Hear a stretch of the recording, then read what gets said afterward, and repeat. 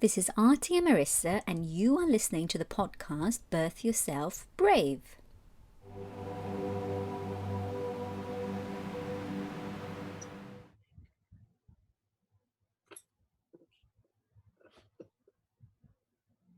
Hi everyone, today we've got fantastic, mind-blowing Sharon King, the author of Heal Your Birth, Heal Your Life. Sharon King is a birth educator and a spiritual awakener. Welcome, Sharon. Thank you, Artie. It's so lovely that you've invited me to be here.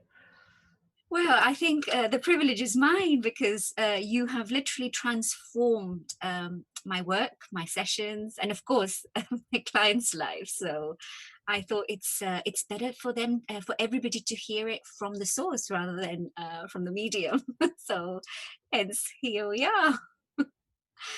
So yes, so talk to me a little bit about your book, your wonderful book, which it's so widespread, it's everywhere, and you've been doing quite a few book launches in the past. So please tell me more about how you came up with the idea, how it all kind of sprung, anything and everything you want to share. Anything and everything. Wow. Okay. So, yeah, my book has a number of purposes. So the book is really written for a number of different people. So it contains education about the psychology of birth. It also is a tool to use to help if you're pregnant and have fear of giving birth. So I've also written it for mothers as well, or mothers to be rather. It's also, it shows you or demonstrates how our birth experience influences our lives and those of our children's lives. And it gives you some really interesting case studies as well for how when things don't go to plan, when there is trauma involved in what's happened, then you can actually go back in time and heal those traumas, transform those traumas. So it also works in the future as well. So it kind of covers all areas, and the fact that it works in the now, how you're feeling right now. It works in the past, healing past traumas, but it helps people in the future to imagine, visualize whatever words you want to express that as actually for a future birth, how the future birth is going to be. So we actually show the baby how the birth is going to be in the future. And very excitingly, when we do that, I would say 9.5 times out of 10, that's exactly how the mother actually gives birth. So as long as she's gone through the journey of actually releasing her birth trauma, trauma of giving birth to any children beforehand, and any fears that she has around giving birth and anything that's currently stressing her in her life, then we can actually show the baby how the birth's going to be, and the woman then goes on and has a very positive birth experience. So the book itself kind of wrote itself. It was never my plan to be an author. I didn't wake up one day and go, oh, you know what, I'm going to be an author. The book was kind of like knocking on my head going, come on, you've got all that information in there, you've done years of study. I've got went through loads of different scientific studies and learning and reading books and going to conferences. And it was just like this pressure was building up, as like, you've got to get this information out there. And one of the best ways of doing that is in writing a book. So I kind of felt like I didn't really have much choice if I wanted to get all this information out of my head and down on paper and then out into the world. That's the way it had to be. Yeah, and it's written so well. In terms, yeah, as you said, isn't it, for mothers, and also hopefully we'll be covering this as well. Even if you've had like birth trauma, I think a lot of the times that we kind of neglect that, and it really plays out in your life. So I think that's quite. It's of course if you're a mum and it's giving the at the moment we're recording this and it's during the pandemic, so it's we need this more than ever. Uh, Absolutely. Absolutely. Because our time in utero as well, although it's called Heal Your Birth, Heal Your Life, it's not just about our actual birth experience, but it's everything from conception all the way through all our time, our 9 months, if that's the amount of time that we got in utero or our children get in utero. So everything that happens for the mother while she's pregnant, that is being recorded by the baby. Yeah, definitely. Definitely. And it carries on for the rest of it. It's like a movie that plays on. Exactly. Which is fantastic. But I found it, as a therapist, I found it very useful as well, because before I did your course, I actually I read your book, which I was in awe of, and I found it very empowering to help others just by reading your book as well. So I just wanted to say a big thank you. So it's really good if anybody picks that up and they want to just see how they can, even if it's just asking questions, uh, Mm. because that's sowing seeds as well. What do you think Yeah. about that? Absolutely. I mean, one of the questions that I hope it answers is why birth goes wrong. Why not? Why doesn't every woman have a natural birth experience? Yeah. You know, we don't ask that question. We very trustingly walk into the hospital without having done any research onto what a natural birth experience should be like, and what we need to do in order to not only prepare for that, but what needs to happen during the process to achieve that natural birth experience. And yes, some people do that, but a lot of people don't. They just think, oh, well, you know, the midwife knows what to do, the doctors know what to do. And really, what is so sad nowadays is that when you go through the midwifery training, or when you go through a doctor's, you know, pediatrician training, it's all about what drugs to use when. It's not about how to create the perfect environment in order for the woman to feel safe to give birth. Yeah, and that's where we come in as well, just to be able to create. So similar to hypnobirthing, which I'm in awe of as well. But I love the birth re-imprinting, because you actually make them, you engage all their senses to be there, and they've actually relived the birth of their child, or their own birth, before it actually even happens in a way. I So know. And as a practitioner, it is one of the most amazing sessions that you can do with somebody, because we have, and this may sound a little strange to people who are not in the therapy field, but we have what's known as mirror neurons. yes, So you know, when you go to the cinema, for instance, and you're watching, I don't know, I remember when you were watching Jaws on the you know, big screen, and all of a sudden the shark comes out of the water, and it's like you're there on the boat, you're feeling that emotion as the shark comes out of the water. Well, the same thing happens when we're actually working with our clients. And when we get to once we've cleared all the trauma and we get to the end part where we're going back through the birth, how it should have been in our minds, we're going back through either our own birth experience or giving birth to our child. The client is actually going through that process again themselves. They're going through the bonding process.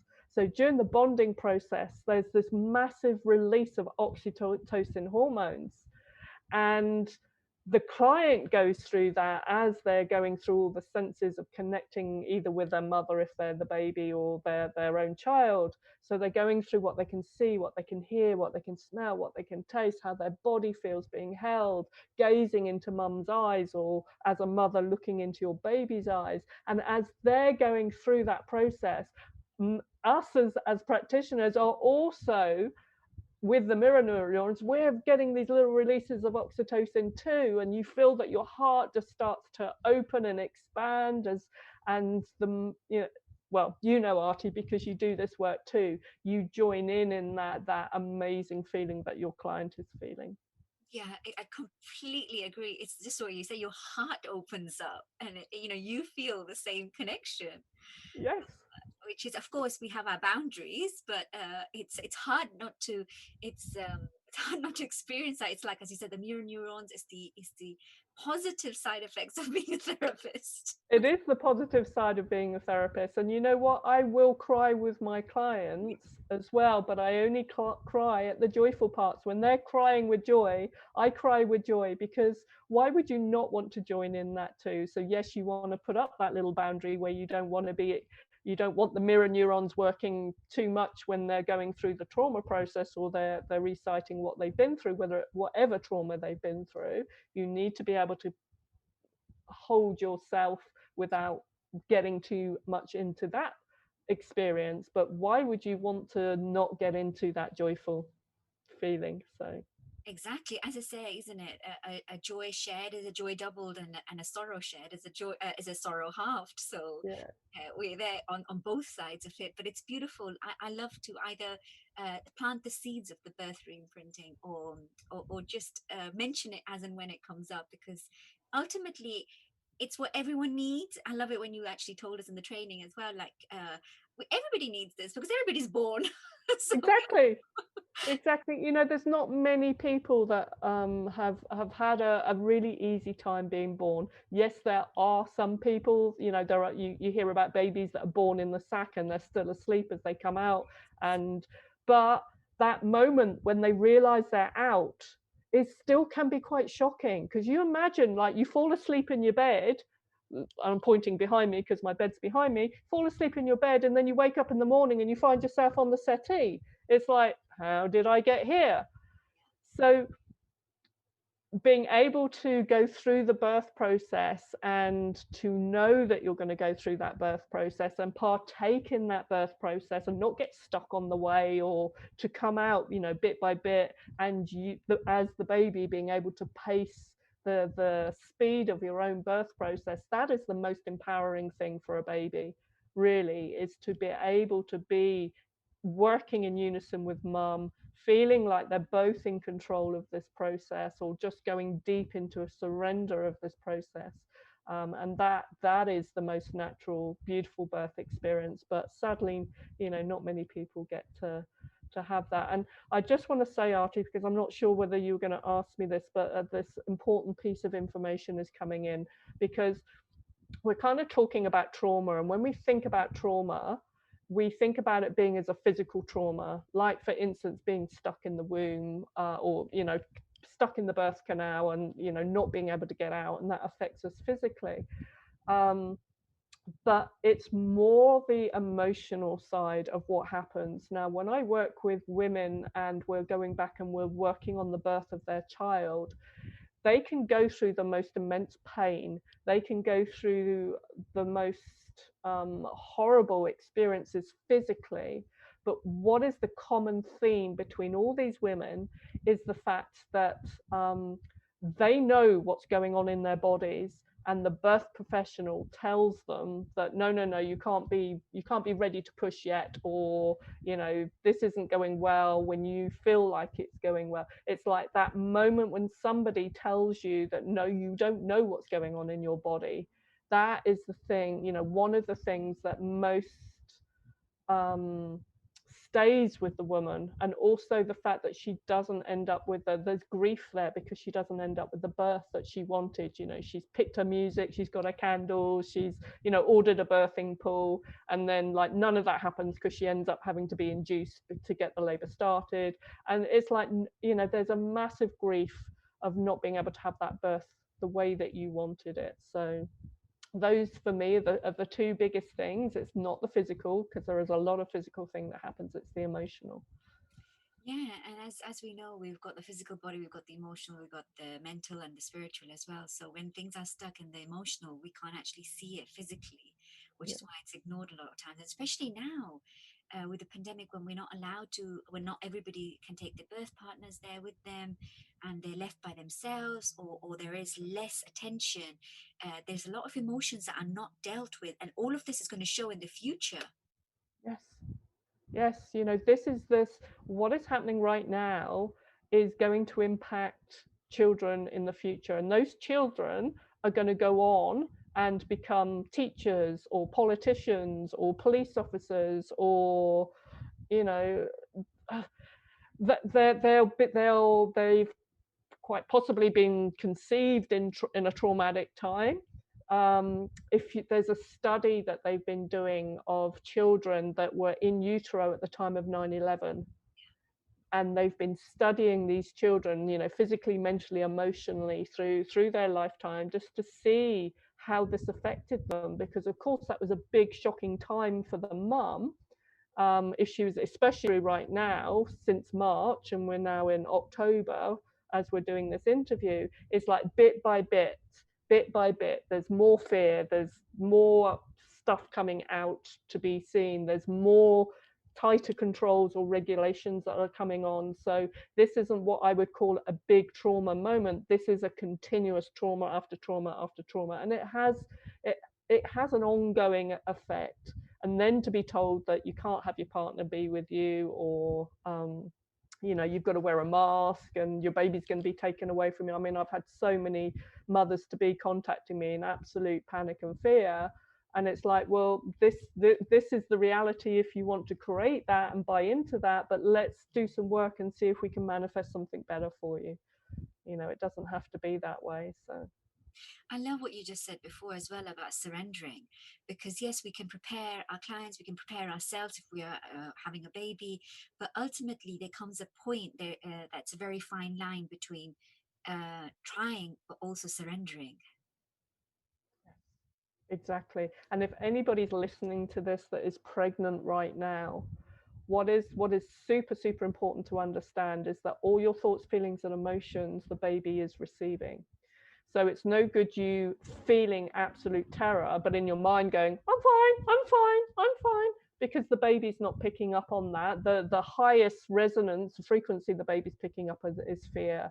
So to have some tools to help you stay out of fear, or recognize even when you're in fear, and to do something about it to reduce your stress hormones, to reduce your what's going on for you, then that's going to be the most beneficial to your baby. So nobody can be in a Zen space right now, but you want to at least make a conscious effort to catch those thoughts, to catch those fears, and to, even if you just stop and take a deep breath.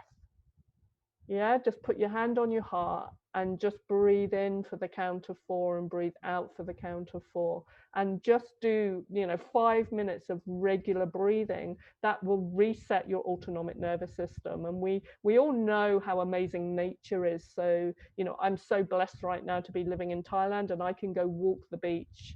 And I make myself do that, because some days, I've got so much information going on in my head, or so much going on, and I will go and walk that beach, and I always feel better afterwards. So doing some exercise, maybe doing a little bit of yoga, meditation, breath work, whatever it is that really floats you, but listening to music, dancing, put some music on and just turn your TV off, turn your radio off, put your favorite album on and just dance. You and baby dance, put your hand on your tummy and say, right, we're going to have some fun now, baby. We're going to dance. Yeah, you're just taking me there with you in that dance. So I'm sure, as you said, if anybody's listening to that, even the closest thing, as you said, is our breath. And all the tips that you're giving with such abundance, I think everybody can at Of least do course. 1 or 2 things. Yeah, and EFT too, if anybody knows the tapping points. Yes. And even if you don't, you can just like, just underneath your collarbone, you can just tap there, just very gently, like just tapping. And that will go towards helping you reset. But first, I think my first go-to is always the breath. Because I'm outside of my body, I'm floating around, and it's like, now if I use my breath, I then come into my body. I put my feet on the ground, I feel my feet in the sand or on the wooden floor as I'm in right now. Just bringing that awareness back to your body. What am I feeling? How conscious can I be in just to bring my mind into quietness? It doesn't even need to be stillness. Let's just stop this fear of the future, of what's going on, this anxiety that may be going on, because you've just seen something or heard something, or so. Yes. Yeah, and we have it all that you're just saying. It's just so, it's so Yes, accessible. We don't have to go anywhere outside to get this. It's within ourselves. exactly. So yes, and is there anything else you want to talk about, generational trauma? And I know we just briefly mentioned it. Anything else that you would like to discuss about this? Yes, well, the interesting little fact that maybe people in your group are aware of this, Artie, but the egg portion of us is actually developed inside our mothers when she's a baby inside her own mother.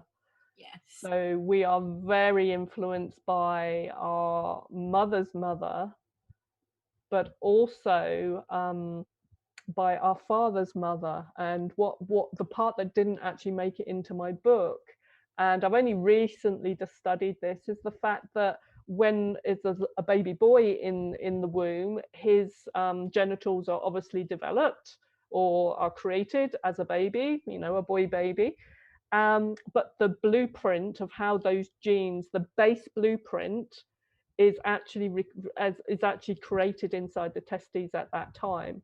So that base blueprint is just like a photocopier of every time a sperm is created, then there's a basic blueprint of a photocopy. So whatever's going on for that mother of your father when he was in utero is also being recorded in his genes.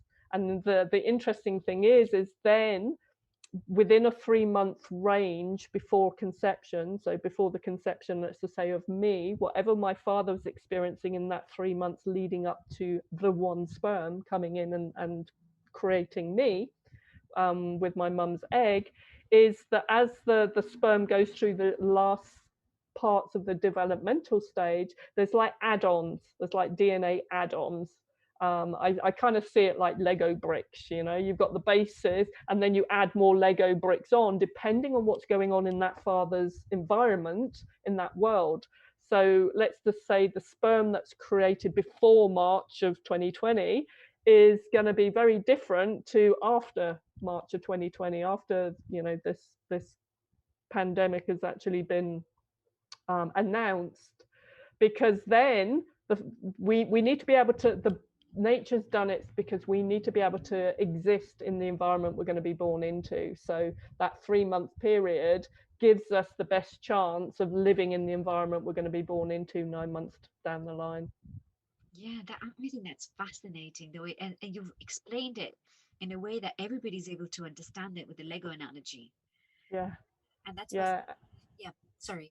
But when you think that just goes back generations and generations and generations, it's less like, you know, it's so yes, so that you know, if our grandmother's gone through scarcity, gone through the war, our grandfather's, you know, gone through the war as well, then, you know, that gets passed down to us as well. So everything that's going on currently, that, and you know, the babies that have been in utero and now being born, that all of this is influencing the future generations. So what is super important to know for people that are listening to this is that you can change this. You know, this is the work that we do. We can change these generational patterns. We can help the DNA, you know, to kind of stand down and not have the need to, you know, to go into scarcity, for instance, so, or not to go into fear.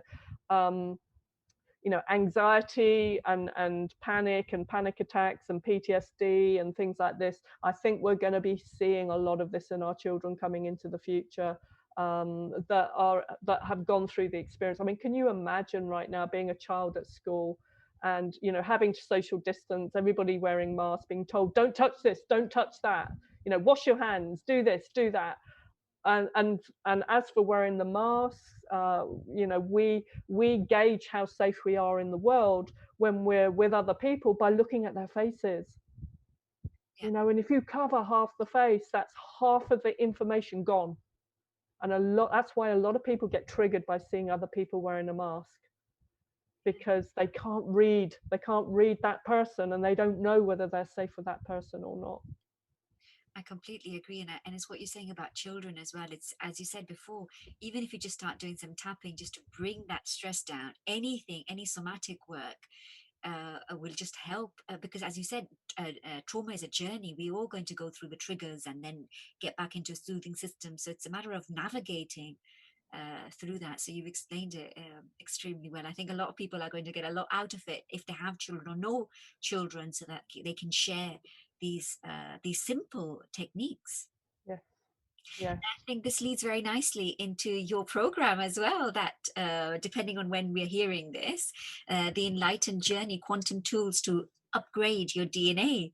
Can you talk a little bit more about this? It sounds amazing. I can. Well, there's it's a combination of new and old information for myself. So for many years, I've been a teacher of a color mirror system, the color mirrors it's called, and we need to understand, or most of us understand now, that we are made up of energy and frequency and vibration. Even though we have a physical body, our DNA is just incredible, because the DNA is what can upload and download information, and it gets its information from the quantum field. So the technology, the color mirrors that I've been working with, the Genius Insight is a biofeedback machine that's based on the original Rife machine, but it's been updated to, this, I honestly think this is the technology of the future. And what it's able to do is it's able to scan your energy field and see what's going on in your energy field. And it can show you where you're out of balance or out of harmony. We like to call it harmony, really, where there's too much energy going into certain areas and there's not enough energy going into other areas. And it also will show you what remedies that you can use in order to bring your frequency, your energy field, or your physical body even back into balance. So whether that's flower remedies or essential oils or herbs, a Cervegiotone, so it uses sound as well. And I've also married that up, if you like, with the Gene Keys. Now, Gene Keys is a system created by Richard Rudd, and the Gene Keys are a bit like an astrological chart, but they're slightly different. It's based on human design as well. And what the 64 Gene Keys actually takes you through a journey of your shadow side, and each key has a shadow side, it has a gift, and it has what they call a siddhi.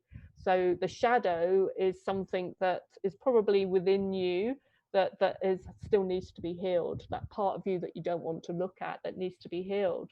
But once you bring that up and heal it, you then get the gift. You understand the gift. Why did that experience happen? What, and when there's no longer an emotional trauma associated with it, then you can see the gift of that situation.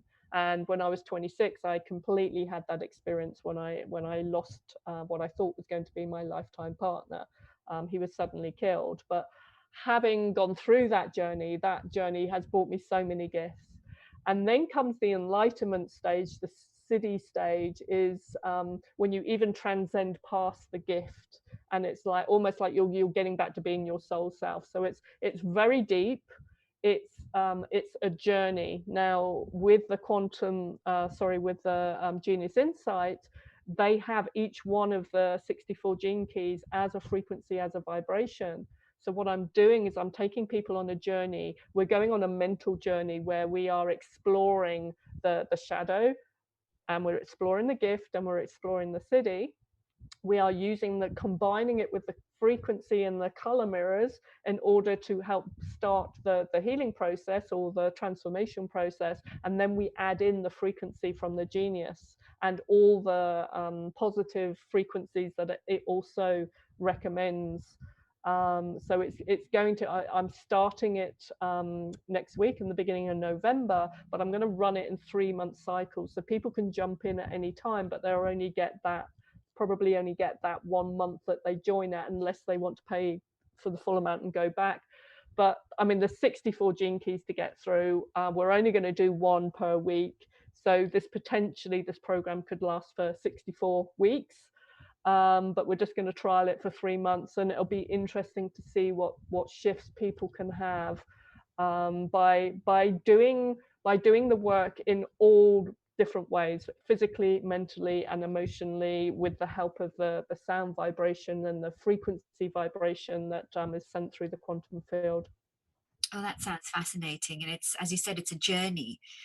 So people can dip in when they feel it's appropriate and come out and then come back in. So it's really good. And I love the title of your website as well, Magical New Beginnings, because it actually stands for what you're offering I uh, know. everyone else, isn't it? I know, and that again, that was once again, that was actually divinely led through through the color mirror system. So if we have time, I can quickly tell you that Yes. um, the color mirror system is oil. There's I can't remember how many oil bottles there are now, but at the time there was about 64, I think, oil bottles, and there was one particular bottle that is a beautiful rose pink on the bottom and rose pink, magenta pink on the bottom and magenta pink on the top. Sometimes they're different colors, top and bottom. And this bottle, one day, just on the day that I finished writing the information for my website, but I still hadn't finalized the name of it. And this bottle that was pink on the bottom and pink on the top, it changed to turquoise on the bottom. And like if you understand, remember from your art classes, there's nothing in pink that contains blue. So it was physically impossible for a pink to turn into blue, because pink, all pink is red with white added to it to lighten it up. You can't make pink out of blue. So this bottle actually changed. So I picked the bottle up. It's bottle number 33, called Love and Magic. And the turquoise it changed to was from another bottle, and I think it was bottle 28, that is New Beginnings. So I bought the two together, the New Beginnings and Love and Magic, and I thought, oh my God, okay, so magical new beginnings. And whenever I send out emails, and you'll know this, Artie, is I always send my emails Love and Magic. Yeah. Yeah. So it just, like, I knew it was going to be new beginnings, but I had to have the magic in it. So that's why that bottle really got my attention, by changing color, by going, come on, you need some magic, and some love in this website. So that's what got created in there. No, it's beautiful. No, thank you. And to be honest, that's what's inspired this podcast as well. Birth Yourself Brave. You, of course, you're in it because it's thanks to the work that we did together that's actually created this offering to everyone else. So Sharon, just to wrap up, what would be your last final words? If I know we could go on forever, We could. what would you like to anything that you would like to leave everybody with, and hopefully with an inspiration to continue this further as well? Yes, absolutely. So my number one thing that I always forget to say at the beginning, so it's really good to say it at the end, is to remember that in any given moment, you're always doing the best you can with the knowledge and understanding you had at the time. So a lot of people go, oh my God, the information in your book, or if they come for a training or they have a session with me, it's like, I really wish I'd known that at the time. I feel so guilty because I've done this to my child, or my mother did this to me. And it's like, whoa, stop. In that moment, you didn't have this information. We are learning new things every day. And so just be gentle with yourself, and just know that in any given moment, you are doing the best you can with the knowledge and understanding you have right now in this moment, but also yesterday and last month and last year and 30 years ago. And your parents were also doing the best they could, and the doctors and nurses are doing the best they can with the knowledge and understanding they have. So yeah, that really helps, I think, to help people shift out of that feeling guilty or the victim stage, or yeah, blaming others. We are all just doing the best we can, and the more we come together and support each other and love each other and listen to each other and hold each other, then the more healthier that we're all going to be. That's beautiful. That's actually priceless. It's full of value, and as we know, isn't it, one of the worst, the lowest vibration of emotions is guilt, self-pity, indulging in all of that. So you're actually giving everybody permission to, Yes, to to surrender, to yes, to accept. yeah. Well, thank you, Sharon, so much. I'm sure we'll be in touch, and I hope everybody's enjoyed this fantastic episode on Heal Your Birth, Heal Your Life. Thank you for listening. Please do not forget to rate, review, and subscribe for future episodes, and also to let other people know that we exist. If there are any links mentioned that you cannot view, visit the YouTube channel RT Marissa and you will find them on the relevant episode under the playlist of Birth Yourself Brave podcast.